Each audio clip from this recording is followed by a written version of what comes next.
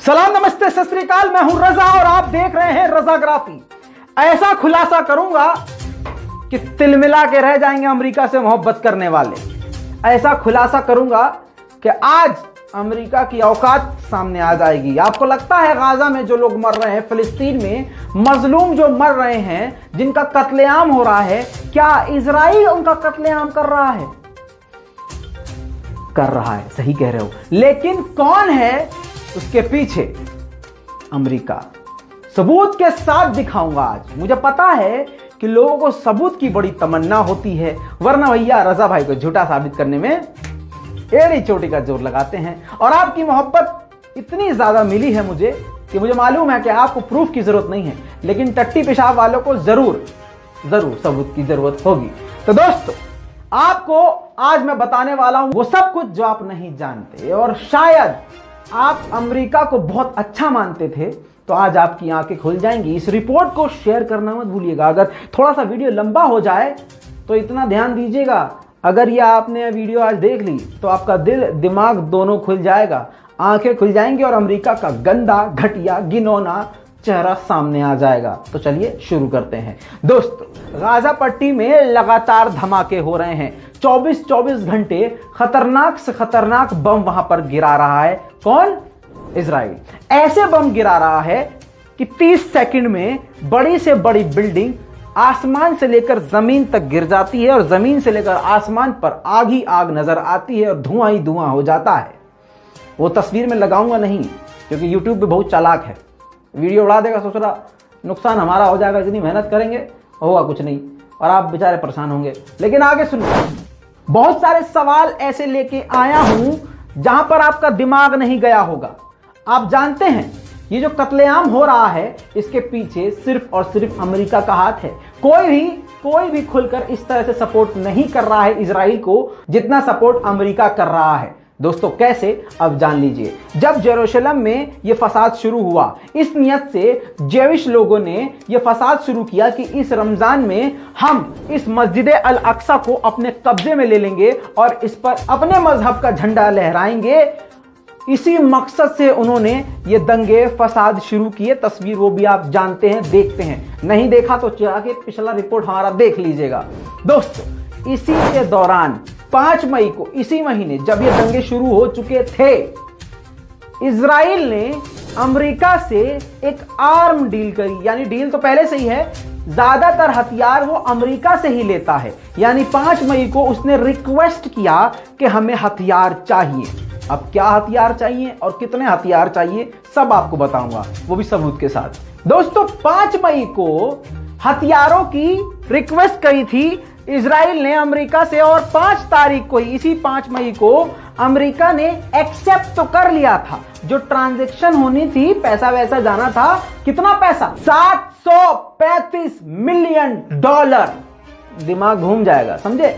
$735 million उस वक्त invest किए हथियारों पर इजराइल ने, जब दूसरी तरफ लड़ाई दंगा शुरू हो चुका था। जेरूशलम में आग लगना शुरू हो चुकी थी। जैविश लोगों ने हथियारों के साथ मुसलमानों को गोलियां मारना शुरू कर दिया था। शेख जर्रा में घुसकर लोगों को घरों से निकालना शुरू कर दिया था। छोटे छोटे बच्चों को मारना पीटना शुरू कर दिया था। चाकू से हमला शुरू कर दिया था। नमाज पढ़ने वालों के ऊपर हमला करना शुरू कर दिया था, और आर्मी इसमें उनके साथ थी।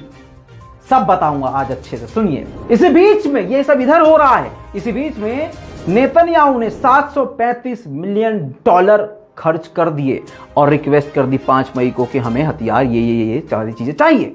अब सुनिए दोस्तों, क्या हुआ। अब इधर जंग शुरू हो गई। अब सारे हालात आपके सामने हैं। लगभग 40 रिपोर्ट में बना चुका हूं, जाके सब देखिएगा, आंखें खुल जाएंगी कि किस तरह के हालात गाजा के बने हुए हैं और फिलिस्तीन के कितने बुरे हालात हैं, और ये पूरी प्लानिंग थी। उसके बाद क्या हुआ? आज जैसे हालात बने हुए हैं, दिन रात 24 घंटे बमबारी इजराइल कर रहा है। किस पर? गाजा पर। अब इसी बीच में जब पूरी दुनिया से आवाज उठी कि भैया जंग रोको, हमले रुकवाओ, सीज फायर करवाओ, इजराइल बच्चों को मार रहा है, हॉस्पिटल उड़ा रहा है, जर्नलिस्ट पर अटैक कर रहा है, न्यूज रूम उड़ा रहा है, भैया एम्बुलेंस को टारगेट कर रहा है, सिविलियंस को टारगेट।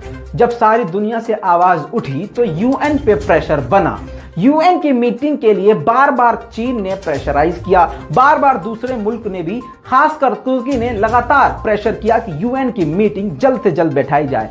उस दौरान बाइडेन क्या कहते हैं, जब फिलिस्तीन में, जब गाजा में 50 से ज्यादा मौतें हो चुकी थी, उस वक्त बाइडेन ये कहते हैं कि अभी हमें घरेलू काम निपटाने हैं, उसके बाद हम मंडे को या ट्यूसडे को मीटिंग करेंगे।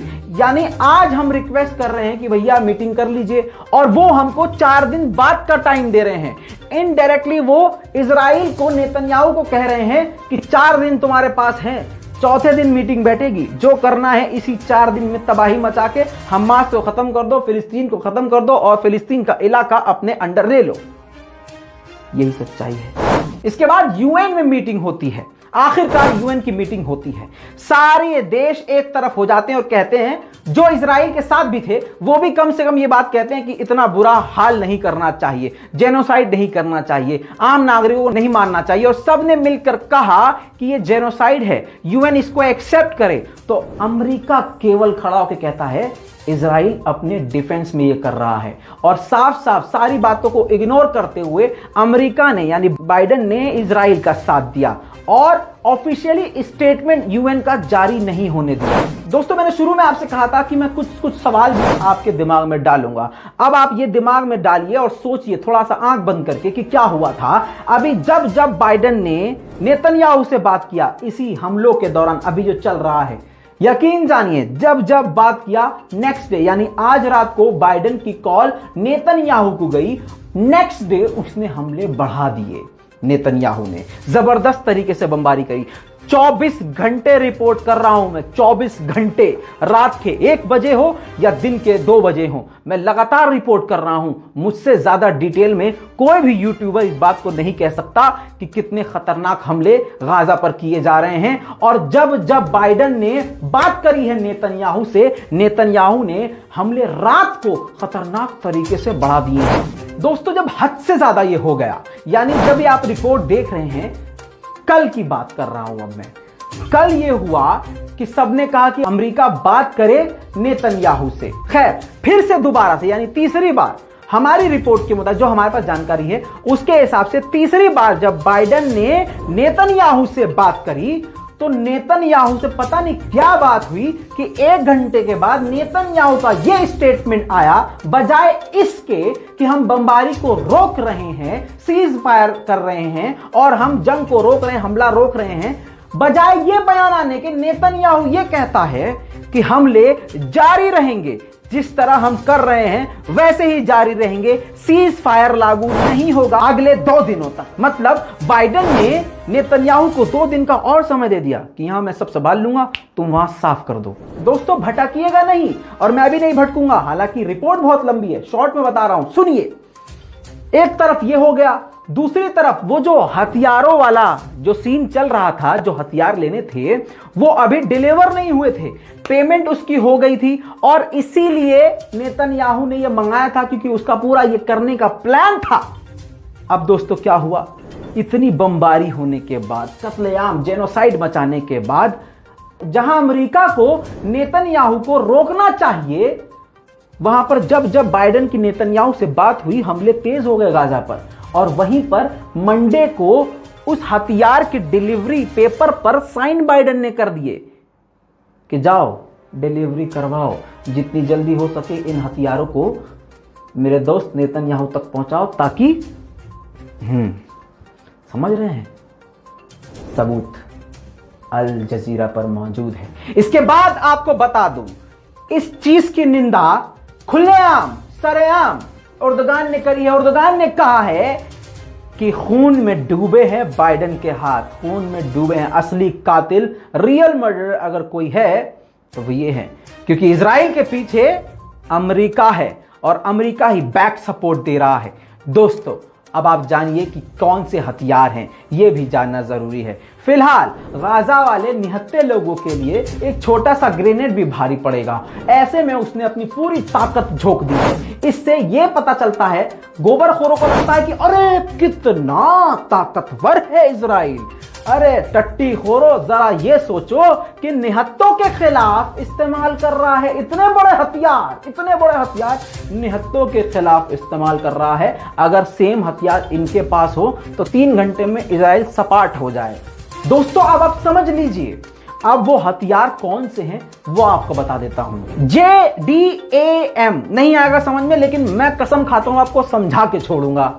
दोस्तों ये एक ऐसा हथियार है, मेरा पूरा नाम जान लीजिए, जॉइंट डायरेक्ट अटैक म्यूनिशन। जी हां, ये हथियार खरीद रहा है इजराइल, खरीद चुका है, बस अब डिलीवरी भी होने वाली है और डिलीवरी पेपर पे बाइडेन जो है साइन कर चुके हैं। अब आगे सुनिए, ये जो हथियार है, ये जो चीज है, ये अनगाइडेड मिसाइल को गाइडेड मिसाइल में कन्वर्ट कर देती है। यानी एक मिसाइल जो ऊपर से छोड़ी जाती है, नीचे धमाका हो जाता है सीधा सीधा, वो अपने टारगेट को लॉक नहीं कर सकती।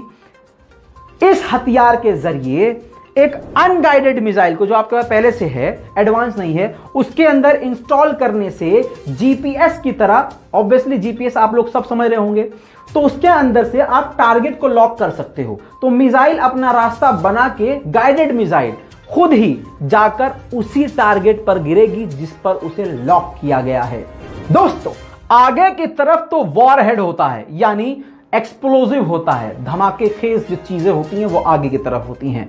अंदर बहुत सारे इसमें चीजें होती हैं, वो सभी में होती है, लेकिन जो बीच में जो पार्ट है, जो जीपीएस सिस्टम है, वो इस तरफ होता है। यही चीज खरीदी है। इसी तरह के बमों का इस्तेमाल फिलहाल इजराइल निहत्तों पर कर रहा है, घरों पर कर रहा है, मेडिकल पर कर रहा है, स्कूलों पर कर रहा है।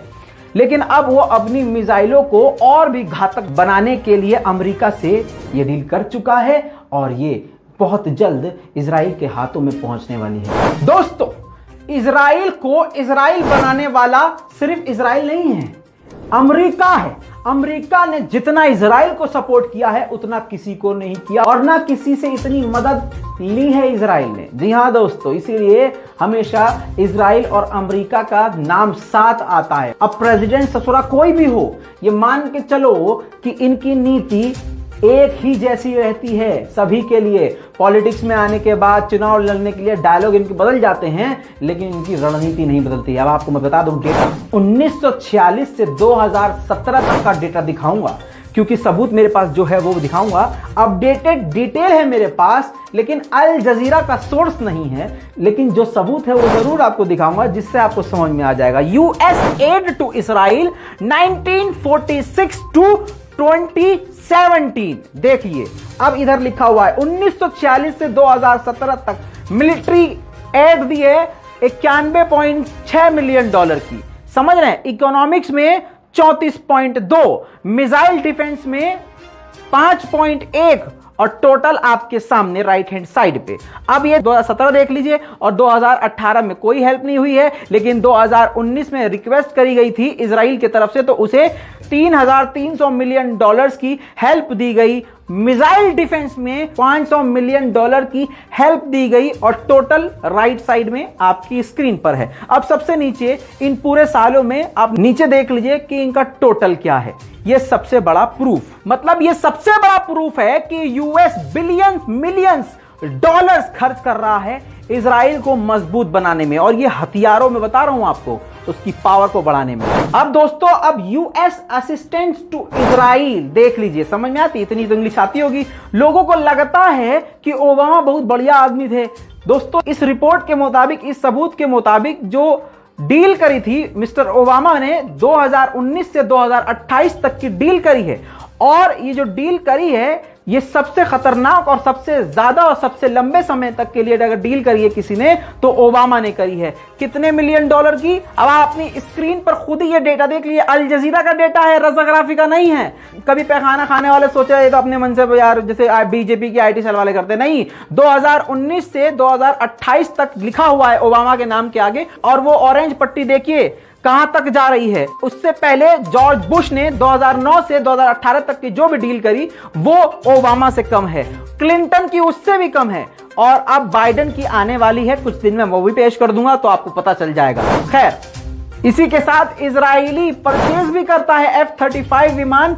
दोस्तों यही वजह है, समझ में आई, यही वजह है। मैंने तो ये नारा बचपन से सुना है और सुनता आया हूं। ईरान की तरफ से नारा लगाया जाता है, वो नारा फारसी में भी है, लेकिन ये जो नारा चलता है death to America, death to Israel, ये नारा किसका दिया हुआ है? ईरान का दिया हुआ है। और भारत के मुसलमानों के मुंह से ये नारा मैं पता नहीं कब से सुनता आ रहा हूं, एक से बढ़कर एक जलील अमेरिका इजराइल। ये क्यों लगाते हैं?